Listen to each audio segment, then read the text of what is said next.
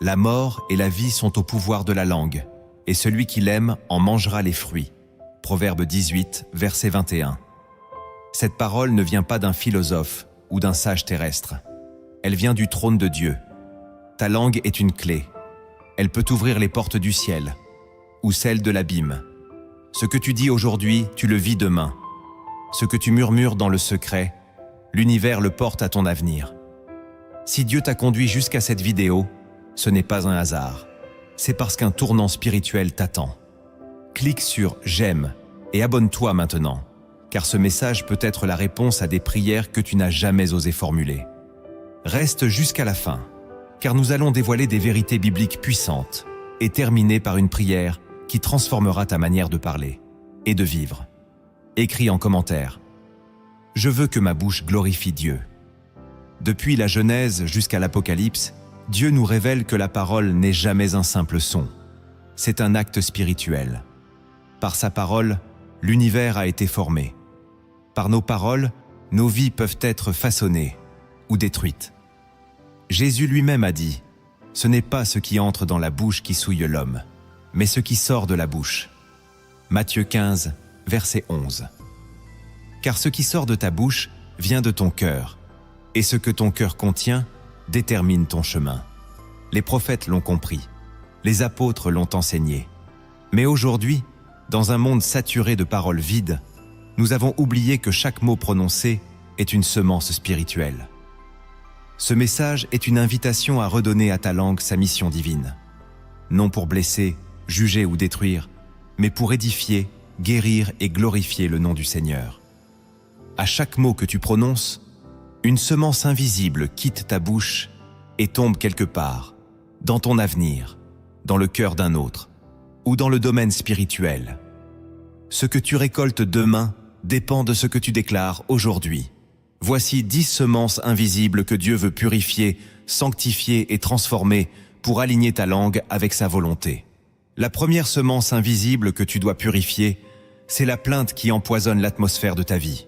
Quand ta bouche murmure plus qu'elle ne loue, l'air spirituel qui t'entoure devient lourd, opaque, infranchissable. Dans le désert, Israël murmurait contre Moïse, contre Dieu, contre le pain tombé du ciel. Ils avaient tout, mais leur langue annulait les promesses. La plainte constante n'est pas un simple état d'âme, c'est une parole de sabotage spirituel. Elle ferme les portes. Elle attire les ténèbres. Elle déshonore la fidélité de Dieu. Tu crois exprimer ta douleur, mais tu es en train d'insulter la providence divine. Jacques a écrit « De la même bouche sortent la bénédiction et la malédiction. Il ne faut pas, mes frères, qu'il en soit ainsi. » Jacques 3, verset 10. Tu ne peux pas louer Dieu le dimanche et maudire ta vie le lundi. Tu ne peux pas bénir ton avenir et semer l'amertume avec ta langue. Dieu attend que tu sois un adorateur, même dans la douleur. Que ta parole devienne une offrande, pas une plainte. Que ton souffle soit un encens, pas une accusation. Chaque mot prononcé dans l'épreuve est un choix. Continuer à marcher avec Dieu ou reculer vers l'Égypte. Quand tu apprends à bénir même au milieu du désert, les cieux s'ouvrent, la manne tombe et ton âme devient libre. La plainte n'est pas ton langage. L'adoration est ton héritage. La deuxième semence invisible que tu dois surveiller, c'est l'exagération qui t'éloigne de la vérité divine. L'exagération paraît innocente. Elle sert à se défendre, à impressionner, à se faire entendre. Mais aux yeux de Dieu, c'est un voile jeté sur la lumière. Le Seigneur déclare « Que votre parole soit oui, oui, non, non. Ce qu'on y ajoute vient du malin. » Matthieu 5, verset 37. Chaque exagération est une main tendue vers le mensonge. Tu crois amplifier un fait, mais tu déformes le réel. Tu crois toucher l'autre plus fort, mais tu perds ton autorité spirituelle. Dieu cherche des bouches alignées avec son esprit, pas des voix qui enjolivent la vérité pour se donner un pouvoir humain. L'exagération est une fissure dans l'armure de la vérité. Elle laisse passer la vanité, le doute et l'esprit de manipulation. Si tu veux que tes paroles aient du poids dans le ciel, commence par les purifier sur la terre. Parle peu, mais parle vrai. Choisis la clarté, même si elle ne te glorifie pas. Il vaut mieux dire peu et rester vrai que dire beaucoup et devenir esclave d'un masque verbal. Lorsque ton langage devient sobre, aligné, stable. Le ciel commence à écouter. Et ce que tu déclares avec intégrité devient une semence bénie que Dieu utilise pour libérer sa puissance. La troisième semence invisible que tu dois briser, c'est l'ironie blessante qui cache ton amertume. L'humour n'est pas un péché, mais quand il devient une arme pour ridiculiser, rabaisser ou humilier, il ouvre une porte à l'ennemi. L'ironie est une lame dissimulée dans un sourire. Elle paraît légère, mais elle coupe l'estime, la confiance, la paix. Proverbe 12, verset 18 dit « Tel qui parle légèrement blesse comme une épée ». Dans un monde qui confond méchanceté et intelligence, Dieu t'appelle à purifier ta langue de tout sarcasme destructeur. Tu n'as pas besoin de te défendre avec des piques verbales. Tu n'as pas besoin de masquer tes blessures sous des rires amers. Chaque mot ironique est une semence amère que tu jettes dans les relations, dans ta famille, dans ta propre vie.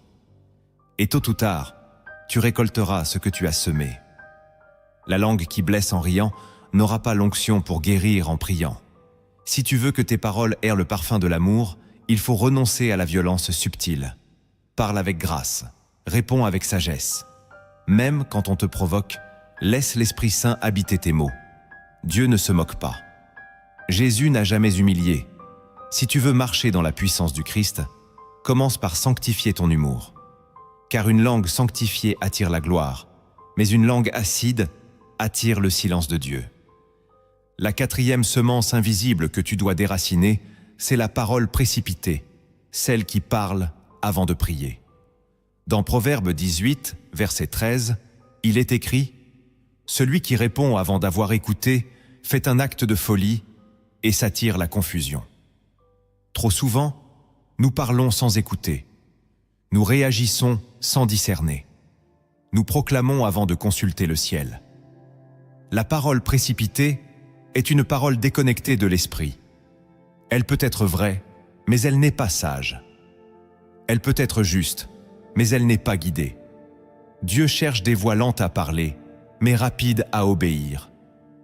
Chaque fois que tu parles sans t'arrêter, sans méditer, sans remettre ta langue à l'esprit, tu risques d'annoncer des choses que Dieu n'a jamais voulu. La précipitation verbale est une forme de rébellion douce. Elle dit « Je n'ai pas besoin d'être conduit ». Mais dans le royaume de Dieu, même les mots doivent être soumis à l'onction. Jésus ne parlait jamais pour remplir un silence. Il parlait pour libérer une direction. Avant de dire une parole importante, entre dans le silence. Avant de répondre à une accusation, interroge ton âme. Avant de corriger, prie. Avant de conseiller, pleure. Car quand la bouche attend que l'esprit parle, chaque mot devient un canal de vie. Et ta langue devient un instrument céleste, non une simple réaction humaine. La cinquième semence invisible que tu dois confesser, c'est la parole négative que tu dis sur toi-même. Tu ne t'en rends peut-être pas compte, mais chaque fois que tu te critiques, que tu te rabaisses, que tu dis « je suis nul »,« je n'y arriverai pas »,« Dieu m'a oublié », tu ouvres une brèche dans ta propre destinée. La foi ne peut pas habiter une bouche qui maudit ce que Dieu a béni. Ésaïe 54, verset 17 déclare « Toute langue qui s'élèvera contre toi en justice, tu la condamneras. » Mais parfois, c'est ta propre langue qui s'élève contre toi. Tu te condamnes toi-même. Tu neutralises ta bénédiction par un langage d'échec. Or, Dieu t'appelle à proclamer sa vérité sur ta vie, même quand tes yeux ne la voient pas encore. La bouche est une porte prophétique. Ce que tu dis aujourd'hui crée les murs, les plafonds ou les horizons de demain. Si tu veux marcher vers ta promesse, arrête de dire que tu es incapable. Si tu veux entrer dans la guérison, arrête de répéter que tu resteras brisé. Commence à parler comme Dieu parle de toi. Dis « Je suis enfant du roi. Je suis racheté. Je suis capable. Je suis aimé. » Chaque déclaration est une semence qui pousse, invisible mais puissante. Et celui qui sème selon l'esprit récoltera la vie éternelle. Je veux que tu écrives en commentaire cette phrase. Je choisis aujourd'hui de ne plus me maudire avec ma bouche. La sixième semence invisible que tu dois abandonner, c'est la parole qui compare et divise. Lorsque ta langue commence à mesurer ta vie à celle des autres, tu sèmes l'amertume, la jalousie et la confusion. Car où il y a jalousie et esprit de rivalité, il y a du désordre et toutes sortes de mauvaises actions. Jacques 3, verset 16. Comparer ton appel à celui de ton frère, commenter la réussite de ta sœur avec un ton mêlé d'envie, murmurer contre ceux qui semblent aller plus vite que toi, c'est comme maudire le jardin de ta propre destinée. Dieu t'a façonné unique. Il a un calendrier précis pour ton élévation. Mais si ta bouche ne cesse de rappeler ce que les autres ont, tu oublieras ce que Dieu t'a déjà donné. La comparaison n'est pas une stratégie du ciel, c'est une illusion de l'ennemi. Et la division qu'elle crée commence toujours par une parole. Tu ne divises pas seulement les autres, tu divises ton propre cœur. Un cœur divisé ne peut pas recevoir l'onction en plénitude. Apprends à bénir ceux que Dieu élève. Apprends à te réjouir sincèrement quand d'autres reçoivent avant toi. Dis, Seigneur, je te loue pour ce que tu fais dans sa vie, et j'attends ton heure pour moi. Car la bouche qui bénit les autres est une bouche que Dieu élargit. Et celui qui parle la paix récoltera l'unité. La 7e semence invisible que tu dois confier à Dieu, c'est la parole non tenue, la promesse dite et oubliée. Les engagements verbaux ont une valeur spirituelle immense. Lorsque tu promets d'aider, de prier, d'appeler, d'intervenir et que tu oublies, tu ne trahis pas seulement une relation, tu affaiblis ton autorité spirituelle. Jésus a dit « Que votre oui soit oui, que votre non soit non ». Matthieu 5, verset 37. Toute parole engagée est un acte d'alliance. Et dans le royaume de Dieu, les alliances ne sont pas prises à la légère. Les paroles envolées laissent derrière elles des blessures, des frustrations et parfois des blocages que tu ne comprends même pas. Tu crois avoir tourné la page, mais dans le monde spirituel, tu as laissé une dette. La fidélité commence par la cohérence entre ce que tu dis et ce que tu fais. Dieu ne cherche pas des orateurs, il cherche des fidèles. Avant de promettre, prie. Avant d'engager ta bouche, interroge ton cœur. Et si tu as déjà brisé une parole, demande pardon. Rétablis la vérité. Car une bouche intègre devient un canal de faveur.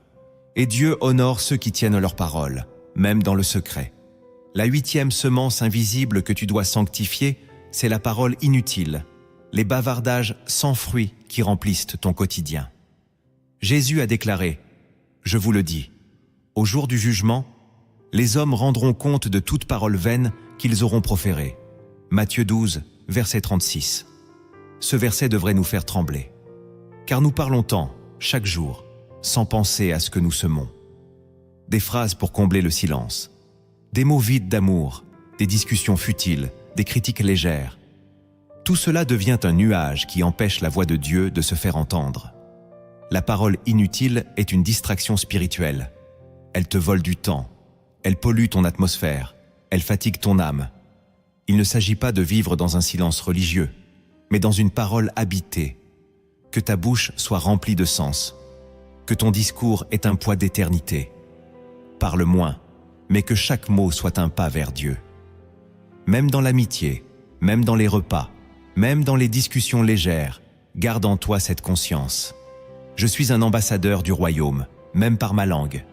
Car le disciple mature n'est pas celui qui parle beaucoup, mais celui dont chaque parole reflète la sagesse du Père. La 9e semence invisible que tu dois renverser, c'est la parole critique qui juge les autres sans amour.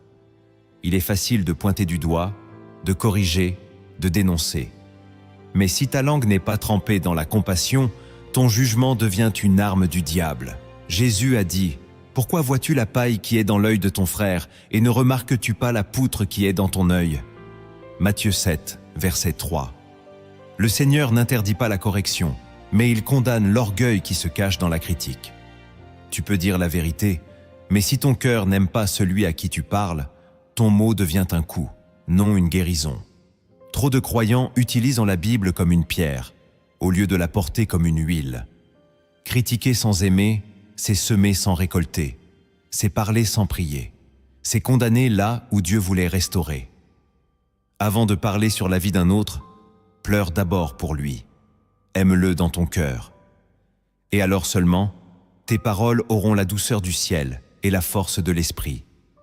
Car Dieu n'oint pas les langues pleines de jugement, mais celles qui portent la miséricorde. La 10e semence invisible que tu dois transformer, c'est la bénédiction prophétique que tu n'as jamais osé proclamer. Trop souvent, nous attendons que les choses changent pour parler comme Dieu. Mais dans le royaume, c'est quand tu proclames la promesse que la réalité commence à se plier. Ézéchiel a dû prophétiser sur des eaux desséchées, avant même de voir le moindre frémissement. Dieu lui a dit « Prophétise sur ces eaux, et dis-leur, ossements desséchés, écoutez la parole de l'Éternel. » Ézéchiel 37, verset 4. C'est cela, la puissance de la langue sanctifiée. Elle ne décrit pas, elle déclare. Elle n'attend pas, elle annonce. Elle n'explique pas, elle prophétise. Dieu t'appelle à bénir ta famille, même quand elle est en chaos. À bénir ta santé, même quand la douleur est là. À bénir ton avenir, même quand tu ne vois rien. Car chaque mot prononcé avec foi est une semence qui germera au temps de Dieu. Commence aujourd'hui à parler selon l'esprit et non selon la chair. Déclare, je suis guéri, je suis restauré, je suis appelé, je suis protégé. Ta bouche est une épée. Utilise-la pour libérer la vie, et tu verras la gloire de Dieu t'entourer comme un manteau. Chaque mot que tu prononces active une force spirituelle. Tu ne le vois peut-être pas, mais chaque syllabe attire, repousse, lie ou libère. Derrière la langue se cachent des puissances que Dieu veut t'enseigner.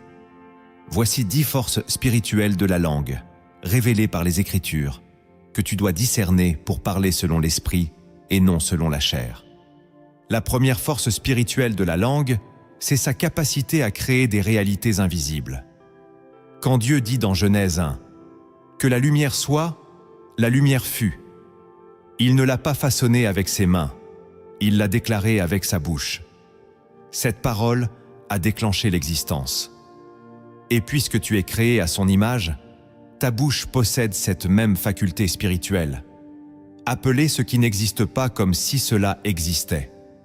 Romains 4, verset 17 le confirme. Dieu qui donne la vie aux morts et qui appelle les choses qui ne sont point comme si elles étaient. Tu penses que tu racontes simplement ta journée, mais tu es en train de tisser des fils spirituels autour de ton avenir. Quand tu dis « je n'ai pas de chance », tu ne fais pas que décrire un état, tu l'installes. Quand tu dis « rien ne changera », tu bloques les interventions divines. Les anges entendent, l'ennemi écoute, le ciel attend. Que vas-tu déclarer? Ta langue est comme un pinceau invisible qui dessine des réalités futures. Si tu continues à peindre ton monde avec des tons de peur, d'échec et de doute, ne t'étonne pas si tu vis dans une toile grise. Mais si tu choisis de proclamer la lumière, même dans l'obscurité, alors la lumière viendra. C'est une loi spirituelle. Ce que tu dis dans le secret façonne ce que tu verras en public. Ne parle pas selon ce que tu ressens. Parle selon ce que Dieu a dit. Il ne t'a pas donné une langue pour commenter ta douleur, mais pour prophétiser ta victoire. Chaque jour, demande au Saint-Esprit de garder la porte de ta bouche. Dis, je parle vie, je parle paix, je parle bénédiction. Et regarde Dieu bâtir autour de tes paroles un avenir que personne ne pourra détruire. La deuxième force spirituelle de la langue, c'est sa puissance de liaison ou de libération. Jésus a dit, « Ce que vous lirez sur la terre sera lié dans le ciel, et ce que vous délierez sur la terre sera délié dans le ciel. » Matthieu 18, verset 18.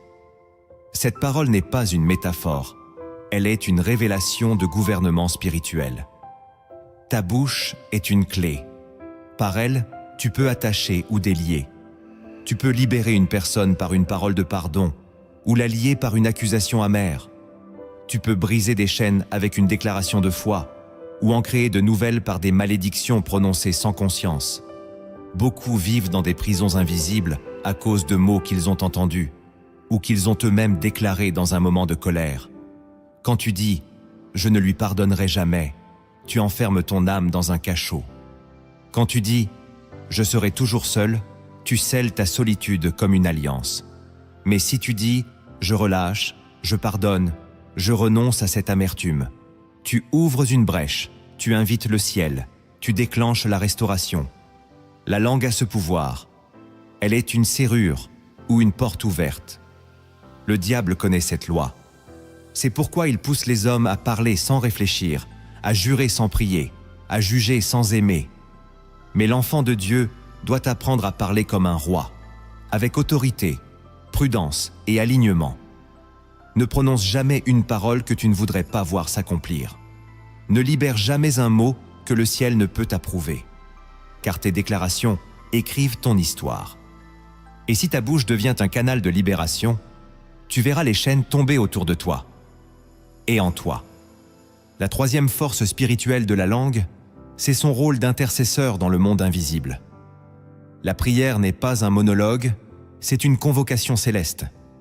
Quand tu pries, tu appelles le ciel à agir, tu ouvres la porte de l'intervention divine. Jacques 5, verset 16, nous enseigne « La prière fervente du juste a une grande efficacité. Mais cette efficacité ne vient pas du volume de tes mots. Elle vient de la pureté de ton cœur et de l'alignement de ta langue avec la volonté de Dieu. Chaque fois que tu ouvres la bouche pour intercéder, tu entres dans un tribunal spirituel où tes mots ont un poids éternel. Mais si ta bouche est souillée par le mensonge, la critique ou l'amertume, comment peux-tu espérer qu'elle soit entendue au ciel? Un cœur divisé produit une langue confuse. Et une langue confuse ne peut pas libérer des prières puissantes. Le diable ne craint pas un croyant qui parle beaucoup, mais il tremble devant celui dont la langue est soumise au Saint-Esprit. Car la langue sanctifiée devient une épée de l'Esprit. Elle intercède, elle invoque, elle appelle les armées célestes à descendre. C'est pourquoi tu dois apprendre à peser chaque mot. Tu ne peux pas intercéder pour la paix si tu encourages la division. Tu ne peux pas demander la miséricorde si tu parles avec dureté. L'intercesseur véritable est celui dont la bouche ne sert pas à condamner, mais à relever. Car Dieu écoute le juste qui parle selon son cœur. Et quand tu te tiens sur la brèche avec une langue sanctifiée, tu deviens un canal par lequel le ciel visite la terre. La quatrième force spirituelle de la langue, c'est son influence sur ton propre cœur. Il est écrit dans Proverbe 15, verset 4. « La langue douce est un arbre de vie, mais la langue perverse brise l'âme. » Tu crois peut-être que ton cœur dicte ce que ta bouche dit, mais souvent, c'est ta bouche qui influence ce que ton cœur ressent. Les paroles que tu répètes deviennent des graines dans ton âme. Si tu répètes chaque jour « Je suis fatigué, je suis nul, je n'y arriverai pas », tu nourris un état d'échec. Et bientôt, ton cœur s'y habitue. Mais si tu choisis de dire « Je suis fort en Christ, je suis aimé, je suis racheté », même dans les moments difficiles, ton cœur commence à guérir. La langue est un guide intérieur. Elle peut conduire ton âme vers la foi ou vers la peur. Elle peut fortifier ton esprit ou l'écraser. Ne laisse pas ta bouche être un haut-parleur pour le découragement. Laisse-la devenir une fontaine d'espérance. Même quand tout va mal, même quand tu doutes, même quand tu pleures, force ta langue à proclamer la vie. Parle comme si tu étais déjà libre. Parle comme si tu voyais déjà la main de Dieu. Et ton cœur suivra. Car ce que tu dis aujourd'hui façonne ce que tu ressentiras demain. Dieu ne veut pas que tu sois esclave de tes émotions. Il veut que tu les élèves par ta parole. Ta langue n'est pas un miroir de ta douleur. Elle est l'instrument de ta délivrance. La cinquième force spirituelle de la langue, c'est sa capacité à transmettre des héritages spirituels. Les bénédictions des patriarches ne passaient pas par des objets, mais par des paroles. Isaac a béni Jacob par une déclaration. Jacob a prophétisé sur ses fils par la parole. Jésus a transmis à Pierre une identité nouvelle avec une phrase « Tu es Pierre, et sur cette pierre, je bâtirai mon église. » Matthieu 16, verset 18. Il ne lui a pas donné une épée ou un trône. Il lui a donné une parole qui portait sa destinée. Toi aussi, tu as reçu des paroles dans ton enfance, dans ton église, dans ton silence. Certaines t'ont bâti, d'autres t'ont détruit. Mais aujourd'hui, Dieu te révèle cette force. Ta bouche peut devenir un canal de transmission céleste. Quand tu bénis ton enfant, ton ami, ton frère, tu ne donnes pas juste des mots, tu donnes une direction spirituelle. Chaque bénédiction prononcée avec foi trace un chemin. Chaque encouragement inspiré par l'esprit ouvre une voie. Ne minimise jamais l'impact de ce que tu dis sur les autres. Une phrase libérée au bon moment peut réveiller une vocation, briser une malédiction, restaurer une identité. Tu n'as peut-être pas hérité de grandes choses dans le naturel, mais tu peux commencer un héritage spirituel avec ta langue. Bénis, prophétise, affirme. Sème des semences verbales dans la vie des autres. Et tu verras que les paroles que tu as libérées un jour reviendront vers toi sous forme de fruits éternels. La 6e force spirituelle de la langue, c'est sa fonction de bouclier dans le combat spirituel. Dans Éphésiens 6, verset 17, Paul parle de « l'épée de l'esprit qui est la parole de Dieu ». Cette épée n'est pas silencieuse. Elle se manie par la bouche. Quand Jésus a été tenté dans le désert, il n'a pas gardé le silence. Il a répondu à Satan par la parole « Il est écrit ». À chaque attaque, il a levé la voix pour déclarer une vérité supérieure. C'est ainsi qu'il a remporté la victoire. Ta langue est ton arme défensive et offensive. Quand tu es attaqué dans tes pensées, dans ta foi, dans ton corps, n'accepte pas l'accusation en silence. Lève-toi et parle. Dis, « Il est écrit que je suis guéri, que je suis racheté, que je suis plus que vainqueur. » Ne laisse pas l'ennemi installer ses mensonges dans ton âme. Parle la vérité, même si tes émotions sont faibles, même si ton corps tremble, même si tu ne vois rien encore. Ce qui sort de ta bouche détermine l'issue du combat. Une langue muette est une langue vaincue, mais une langue qui proclame les Écritures est une langue protégée, en feu, couverte de l'onction. Apprends à réciter la parole de Dieu à haute voix. Apprends à répondre aux flèches de la tentation avec une déclaration céleste. Le silence t'expose, mais la proclamation te couvre. Car celui qui parle la vérité dans l'épreuve construit une forteresse spirituelle que l'ennemi ne peut pas franchir. La 7e force spirituelle de la langue, c'est sa capacité à contaminer ou purifier l'environnement spirituel. Jacques, dans son épître, nous avertit « La langue aussi est un feu, un monde d'iniquité. Elle souille tout le corps. » Jacques 3, verset 6. Cela signifie que ta bouche peut rendre ton atmosphère lourde ou légère, pleine de paix ou de confusion. Lorsque tu entres dans un lieu et que tu commences à te plaindre, à critiquer, à murmurer, tu changes la qualité spirituelle de cet endroit. Tu peux rendre ton foyer pesant par des paroles négatives. Tu peux assécher ton lieu de prière par des mots pleins de doute. À l'inverse, tu peux sanctifier un lieu simplement en ouvrant la bouche pour adorer. Tu peux purifier ton entourage par des mots de foi, de paix, de vérité. La langue ne produit pas que des sons, elle libère une atmosphère. Le Saint-Esprit aime les bouches qui l'honorent. Il descend là où les paroles sont alignées avec la sainteté. Si tu veux que Dieu habite ton lieu secret, commence par sanctifier ta langue. Parle doucement, parle saintement, parle avec crainte et amour. Car là où la langue est purifiée, la présence descend. Et là où la présence habite, les ténèbres fuient. La 8e force spirituelle de la langue, c'est son pouvoir d'ouvrir ou de fermer les cieux. Dans Luc 1, verset 20, l'ange dit à Zacharie « Tu seras muet parce que tu n'as pas cru mes paroles. » Dieu avait un plan, mais Zacharie a parlé contre la promesse. Résultat, sa propre bouche a été fermée jusqu'à l'accomplissement. Ce récit est une alerte. Même si Dieu veut t'élever, ta langue peut ralentir le processus. Le ciel attend ton accord. Si tu parles contre ce que Dieu a déclaré, tu bloques le mouvement. Mais si tu déclares ce qu'il a promis, tu accélères l'ouverture du ciel. La langue est une clé spirituelle. Elle ouvre ou elle ferme. Elle libère la pluie ou retient la sécheresse.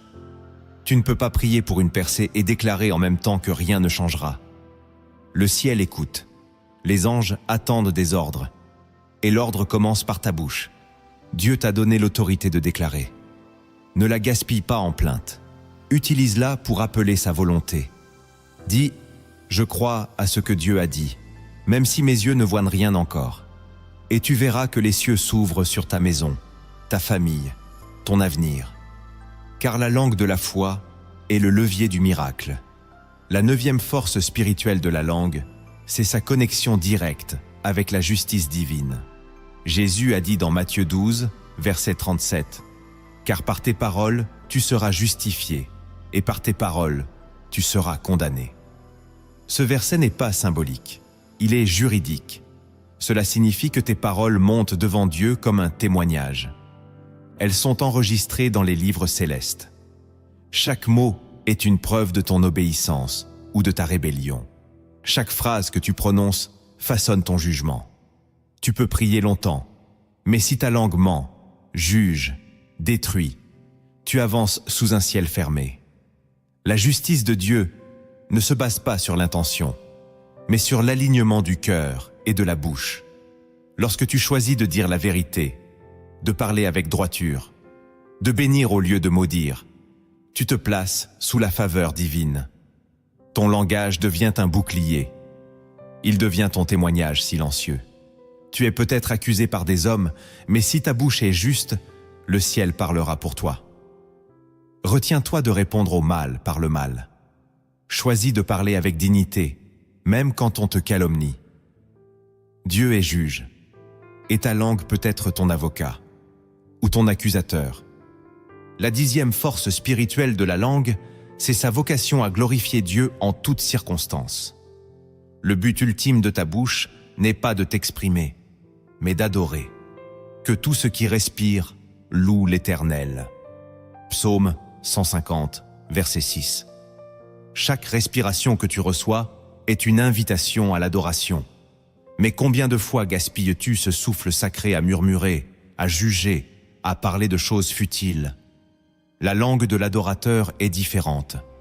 Elle sait louer même dans l'épreuve. Elle sait bénir même dans l'incertitude. Elle sait proclamer la sainteté de Dieu même quand les larmes coulent. Cette langue-là attire la gloire. Paul et Silas, en prison, ont prié et chanté, et les chaînes sont tombées. Pourquoi? Parce qu'ils ont utilisé leur bouche non pour se plaindre, mais pour louer. Dieu cherche aujourd'hui une génération de croyants dont la langue est sanctifiée par la louange. Une génération qui proclame « Tu es bon, même quand je ne comprends pas. Tu es fidèle, même quand j'attends encore. » Car cette langue-là devient un trône pour la présence divine. Et là où Dieu siège, les miracles éclatent. Si ce message t'a parlé, partage-le maintenant à quelqu'un qui a besoin de réapprendre à parler selon l'esprit. Il ne suffit pas de comprendre. Il faut renoncer. Car tant que ta bouche obéira à la chair, elle ne pourra pas glorifier l'esprit. Voici 7 renoncements intérieurs à la parole charnelle, que tu dois poser comme des actes sacrés. Ce sont des pas concrets vers la libération, la guérison et la sanctification de ta langue. Le premier renoncement intérieur à la parole charnelle, c'est de cesser de parler sans prier. Trop de croyants confondent spontanéité avec sincérité et rapidité avec vérité. Ils parlent sous la pression, sous la colère, sous l'émotion. Mais ils ne prennent pas le temps de déposer leurs mots devant le trône. Pourtant, chaque parole que tu libères est soit un parfum pour Dieu, soit une odeur pour l'ennemi. Celui qui parle sans prier construit une vie sans fondation. Tu veux corriger, encourager, conseiller, enseigner. Mais si ta langue n'a pas été trempée dans la prière, elle devient un outil charnel, même si tu cites des versets. Le renoncement commence ici. Je choisis de ne plus parler à l'homme avant d'avoir parlé à Dieu. Tu dois apprendre à faire passer tes paroles par le feu secret de l'intercession. Si elles brûlent, elles n'étaient pas prêtes. Si elles survivent, elles sont sanctifiées. Jésus priait toute la nuit avant de parler à la foule. Il ne réagissait pas, il proclamait. Il n'improvisait pas, il relâchait l'esprit. Tu dois entrer dans cette discipline, celle du silence avant la parole, de l'écoute avant l'action.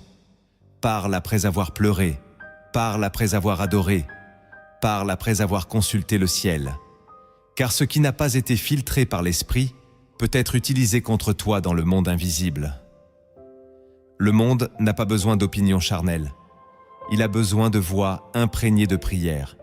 Et celui qui renonce à parler sans prier commence à devenir un instrument affûté entre les mains du Seigneur. Le deuxième renoncement intérieur à la parole charnelle, c'est de refuser de nourrir le doute avec ta langue. Le doute naît souvent dans le cœur, mais il se développe par la bouche. Chaque fois que tu dis « Je ne suis pas sûr que Dieu agira. Je ne pense pas que ce soit possible. Peut-être que je me suis trompé. » Tu nourris un esprit qui s'oppose à la foi. Tu ouvres la porte à l'incrédulité.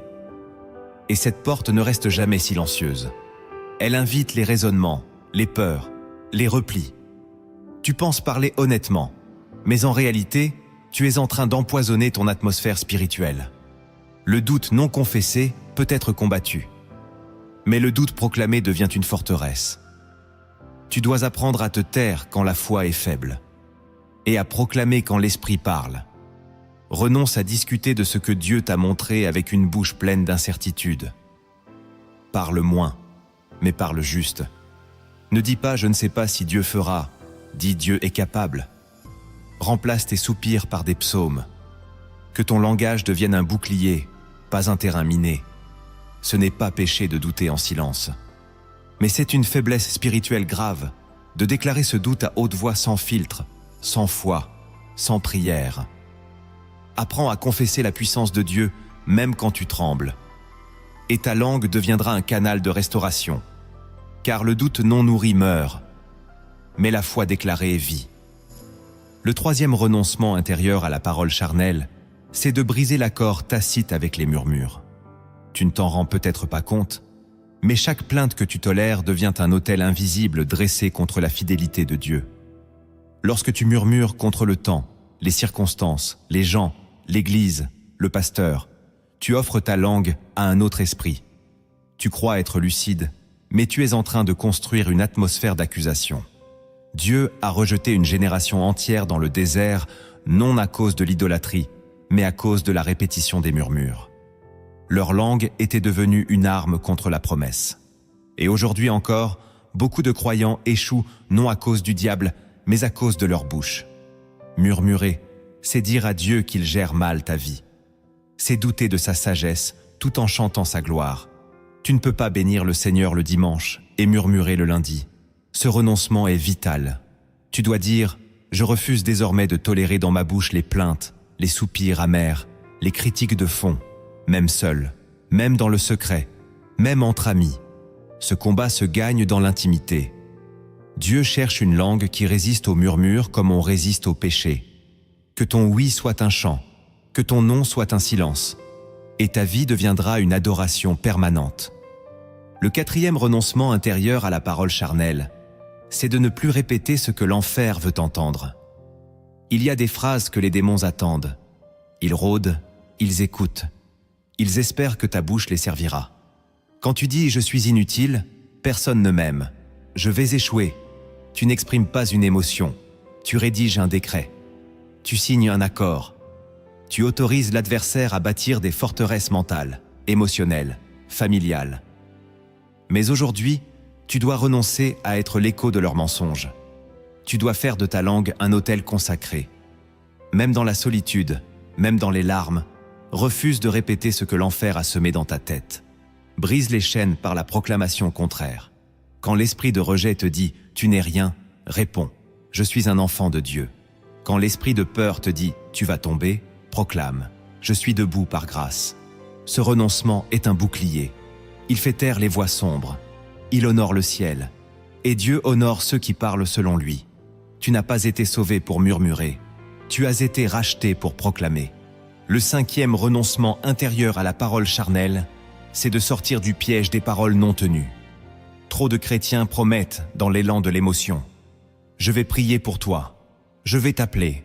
Je vais aider. Je vais donner. Mais rien ne suit. Ce n'est pas qu'un oubli. C'est un mensonge doux. Et Dieu l'écoute. Il entend chaque promesse. Il entend chaque amen prononcé sans obéissance. Dans Ecclésiaste 5, verset 4, il est écrit « Mieux vaut pour toi ne point faire de vœu que d'en faire un et de ne pas l'accomplir. Ce n'est pas l'homme qui juge, c'est Dieu. Ta parole est un acte. Elle lie, elle engage, elle construit ou elle détruit.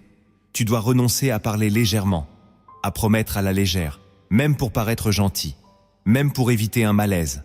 Le chrétien mûr ne multiplie pas les promesses, il les honore. Ce renoncement te protège, il t'allège, il sanctifie ta réputation spirituelle. Parle moins, mais quand tu parles, sois fiable. Dieu n'utilise pas les langues brillantes, il utilise les langues fidèles. Si ce message touche ton cœur, écris en commentaire. Je choisis aujourd'hui de parler avec fidélité. Le 6e renoncement intérieur à la parole charnelle, c'est de ne plus parler sous l'emprise de la colère.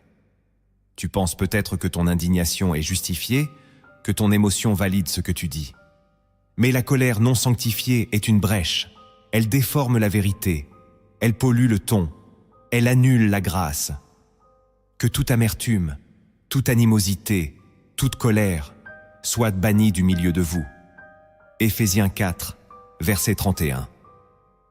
Quand tu ouvres la bouche sous l'effet de la colère, tu parles depuis une source troublée.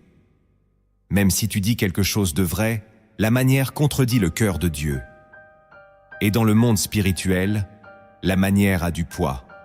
Tu dois apprendre à te taire quand le feu monte, à t'éloigner quand les mots brûlent, à prier jusqu'à ce que le calme revienne.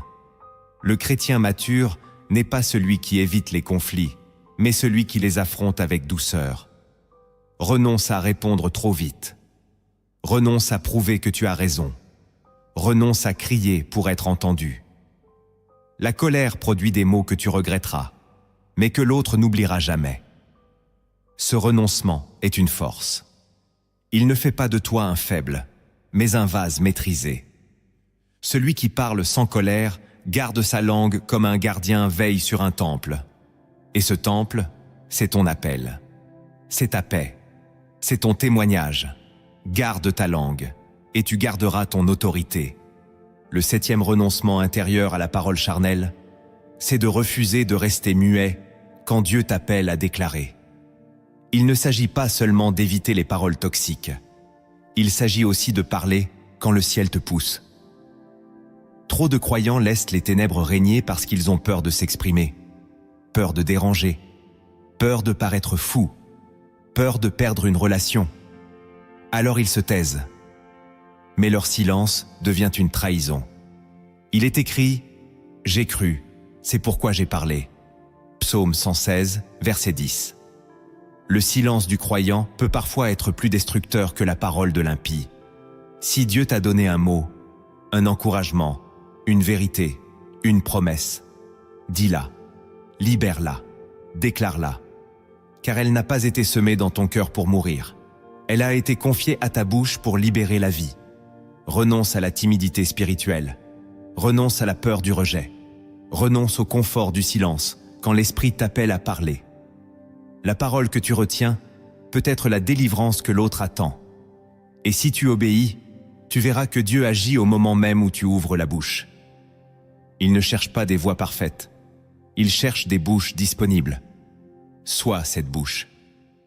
Et tu verras sa gloire. Maintenant que tu as discerné les paroles à abandonner, il est temps de voir comment Dieu agit à travers une langue sanctifiée. Voici une parabole inspirée des cieux. Elle cache une clé de transformation puissante que seuls ceux qui obéissent à l'Esprit peuvent saisir. Écoute-la avec ton cœur, car elle pourrait porter ton propre visage.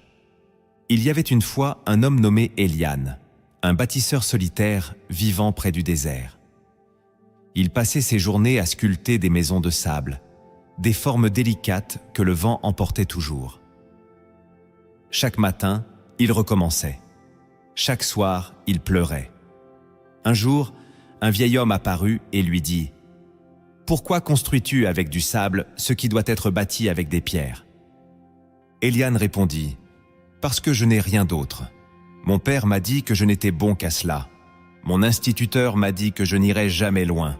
Ma mère murmurait que Dieu avait oublié notre maison. Alors je construis ce que mes oreilles ont retenu. » Le vieil homme, le regard grave, traça un cercle dans la poussière.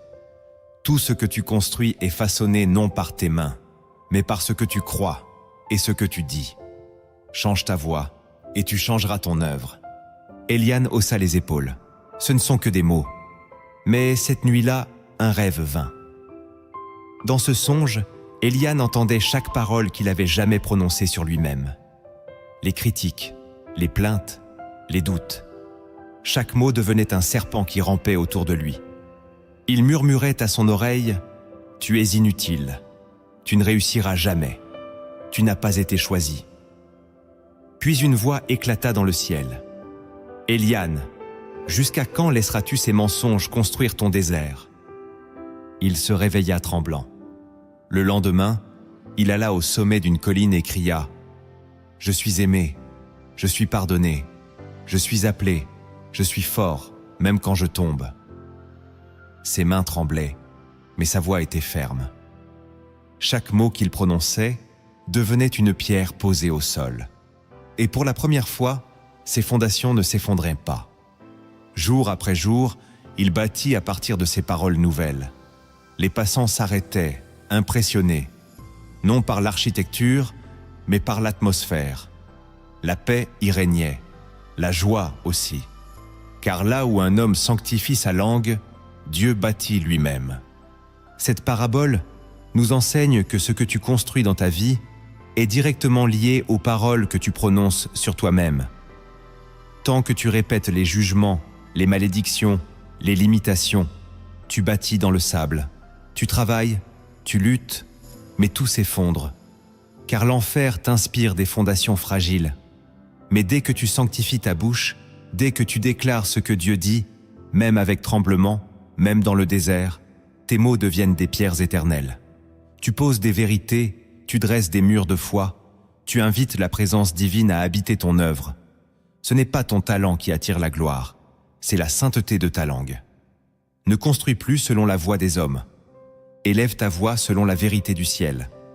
Et Dieu lui-même bâtira avec toi ce que le sable ne pourra jamais détruire. Tu as entre les mains une clé ancienne, mais trop souvent négligée.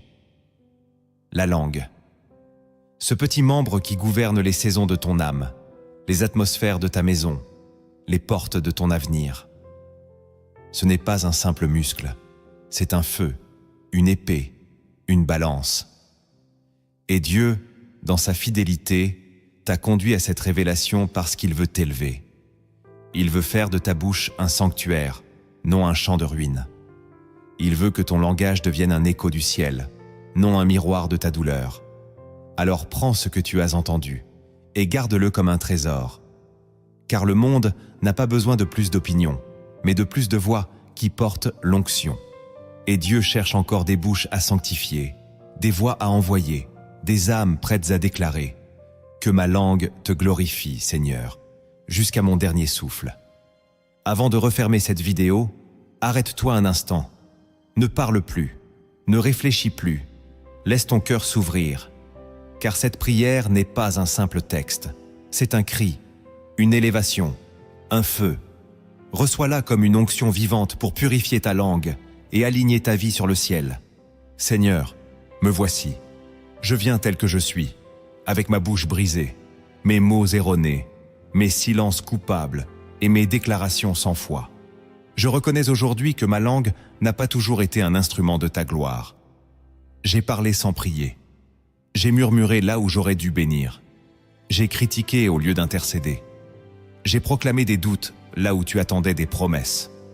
Père, je ne veux plus vivre ainsi. Purifie ma bouche, Seigneur. Comme tu as touché les lèvres d'Ésaïe avec un charbon ardent, touche maintenant les miennes. Que ce feu céleste brûle toute racine d'amertume, toute habitude de plainte, toute forme de jugement rapide et toute parole inutile. Délivre-moi des vœux non tenus, des déclarations charnelles, des mots jetés comme des flèches dans le vide. Apprends-moi le poids de chaque syllabe, la force de chaque silence, la sainteté de chaque proclamation. Je te consacre ma langue, Seigneur. Je te consacre mes conversations. Je te consacre même mes soupirs. Que ma bouche devienne un autel et non un théâtre. Que mes mots construisent et non détruisent. Que mes paroles portent la paix, la foi, la guérison, la lumière. Brise en moi le besoin de répondre à tout, le réflexe de m'exprimer pour exister. Enseigne-moi à parler depuis ta présence, non depuis mes émotions. Seigneur Jésus, toi qui es le Verbe, toi qui es la parole faite chair, viens habiter mes mots. Prends place dans ma bouche comme un roi sur son trône. Que je ne dise rien que tu ne valides pas. Que je ne proclame rien qui ne te glorifie. Déracine en moi les répliques héritées de la chair, les expressions de mon ancien moi, les tournures inspirées par la peur ou l'orgueil. Et fais couler de ma langue une eau vive qui touche les cœurs et transforme les atmosphères. Je prie maintenant pour que mes paroles ne soient plus un frein à ma destinée. Que les phrases que j'ai prononcées dans l'amertume soient annulées par ton sang. Que les déclarations d'échec que j'ai formulées soient effacées par ton nom. Que les malédictions que j'ai acceptées, répétées ou pensées soient révoquées, écrasées, déracinées. Je proclame que ma langue appartient désormais au royaume. Je déclare que mes mots deviendront des semences de vie. Je prophétise que ma bouche portera la joie, la vérité et la puissance de Dieu. Saint-Esprit, je t'invite à régner sur mon langage. Inspire mes réponses, guide mes conversations, pèse mes propos. Remplis ma bouche de ta sagesse, de ton discernement, de ton autorité. Que même mes réprimandes soient imprégnées d'amour. Que même mes silences soient remplis de ta paix. Que chaque parole que je dirai à partir de maintenant soit comme une flèche qui atteint le but divin. Je te prie aussi, Père, pour les autres, pour ceux que j'ai blessés par mes paroles, pour ceux que j'ai ignorés, méprisés, humiliés ou simplement négligés par manque d'écoute. Donne-moi l'humilité de reconnaître mes torts.